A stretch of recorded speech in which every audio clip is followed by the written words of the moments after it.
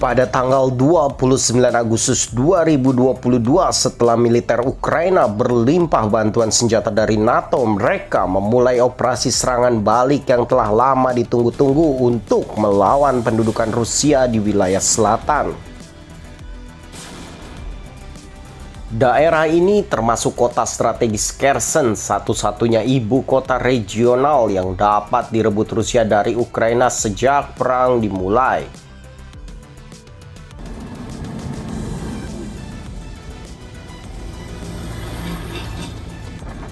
Wilayah ini terletak di utara semenanjung Crimea yang dikuasai Rusia dan memiliki pantai di Laut Hitam dan Laut Azov. Analis militer menganggap serangan balasan sebagai fase strategis ketiga perang di Ukraina. Kherson diduduki oleh pasukan Rusia selama hampir 9 bulan, di mana kota tersebut secara resmi dianeksasi oleh Moskow. Ukraina merebut kembali Kherson dari pasukan Rusia pada 11 November, memicu hari-hari perayaan di alun-alun. Pasukan Rusia telah menembaki Kherson dari seberang sisi sungai Dnipro sejak meninggalkan kota tersebut.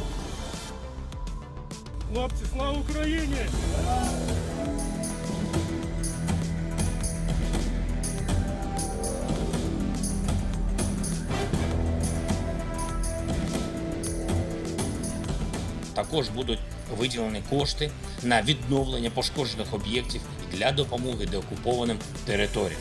Від перших чисел вересня і до сьогодні наші воїни вже звільнили понад 6 тисяч квадратних кілометрів території України на сході і на півдні. Рух наших військ продовжується. Pada bulan September, setelah Ukraina dibanjiri persenjataan NATO lebih dari 30 negara, akhirnya wilayah Kharkiv berhasil direbut kembali oleh Ukraina, menandai kemenangan penting bagi Zelensky dalam perang ini. Perolehan militer cepat yang dibuat oleh Ukraina dan NATO membuat Rusia terkejut untuk memaksa pasukannya mundur dari daerah tersebut untuk berkumpul kembali dan ditempatkan kembali. Ini menandai kekalahan terburuk Rusia sejak Rusia diusir dari ibu kota Kiev pada Maret silam. Izlum dianggap sebagai pintu gerbang ke wilayah Donbas dan jalur ke Laut Hitam. Pusat kereta api itu juga menjadi kunci bagi militer Rusia untuk memasok pasukannya. Karena tempat itu merupakan pusat logistik utama bagi pasukan Rusia di wilayah Donbas, perebutannya kembali memberdayakan Ukraina untuk mengontrol jalur pasokan utama Rusia di wilayah tersebut. Selain itu, Donbas juga merupakan kawasan industri berat yang penting bagi industri dan cadangan pertambangan batu baranya. Dengan serangan balik Ukraina, kemungkinan akses Rusia ke wilayah yang memiliki banyak sumber daya ini melalui Izium diblokir.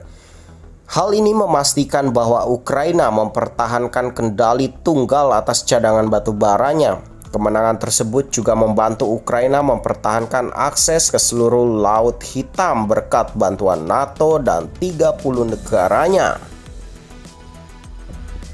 Seiring dengan wilayah Kherson dan wilayah yang dibebaskan ini, wilayah Zaporizhia, permintaan untuk bergabung dengan Rusia menang dengan luar biasa. Mayoritas pemilih di keempat wilayah tersebut. Menyusul hasil penting ini, Presiden Putin mengumumkan mobilisasi parsial cadangan militer di Rusia ke Ukraina.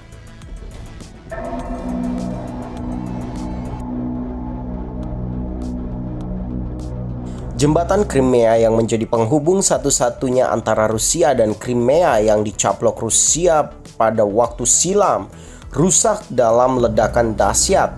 Ledakan di jalan sepanjang hampir 20 km dan jembatan rel Selat Kerch menghancurkan sebagian struktur dan menyebabkan kereta tanker minyak di jalur kereta api yang berdekatan pun terbakar. Putin menyalahkan Ukraina atas serangan itu. Ukraina belum secara resmi mengklaim bertanggung jawab atas ledakan jembatan tersebut, tetapi pihaknya merayakan kerusakan yang terjadi di Rusia itu. Jembatan Crimea dibangun oleh Rusia setelah menganeksasi dari Ukraina pada 2014, dibuka oleh Putin sendiri pada 2018. Jembatan Crimea sangat penting bagi Rusia untuk memasok bahan bakar, makanan, dan barang lain ke Crimea.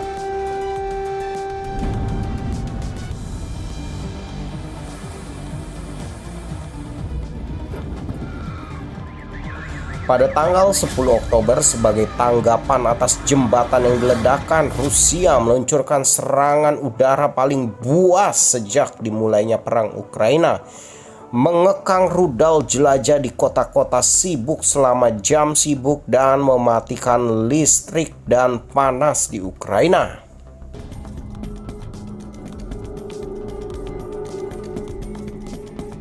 Setelah serangan rudal Oktober, pada 15 November Rusia kembali meluncurkan serangkaian serangan rudal besar-besaran lainnya. Sekitar 85 hingga 100 rudal ditembakkan ke beberapa kota di Ukraina. Serangan ini terjadi di tengah pertemuan puncak para pemimpin G20 di Indonesia. Pemadaman besar-besaran tersebut menyebabkan kekurangan listrik dan air yang parah di beberapa kota, menyebabkan negara Ukraina kacau tanpa listrik. Rusia mengadopsi strategi pemadaman listrik ini sebagai taktik perang utamanya di Ukraina.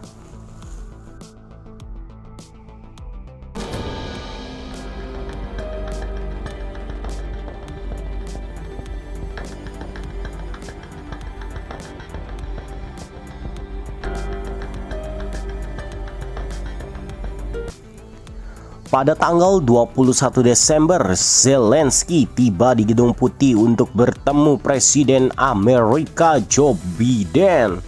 Ini merupakan kunjungan asing pertamanya sejak perang dimulai menggunakan kaos dan celana kargo.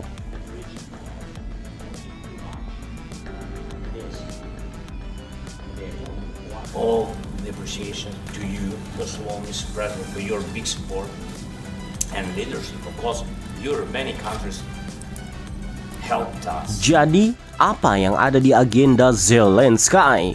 Untuk mencari senjata, dan lebih banyak senjata.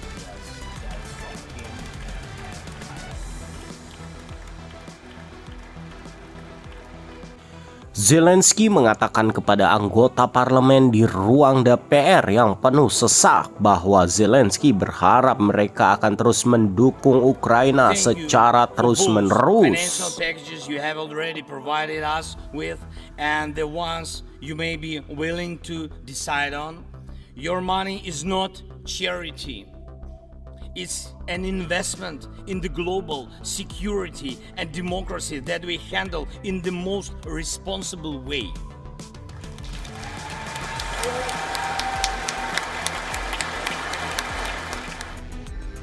Pidato Zelensky perlu disampaikan kepada host Republicans yang telah menyuarakan skeptisme yang semakin meningkat tentang terus menghabiskan begitu banyak untuk membantu Ukraina. Ingat, Partai Republik akan mengambil mayoritas di DPR pada tanggal 3 Januari. Akankah Zelensky mendapatkan bantuan yang sangat dibutuhkan?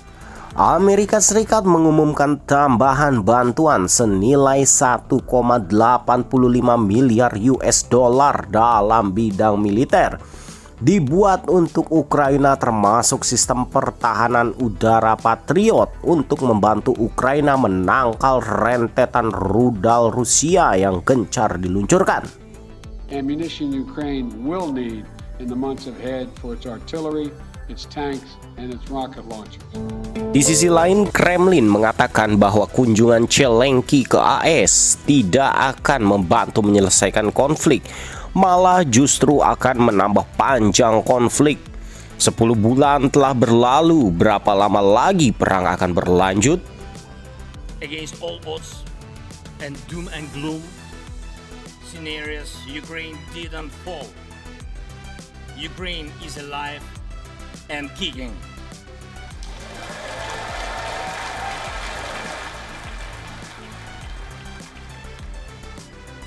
Sekian rangkuman 10 bulan invasi Rusia ke Ukraina.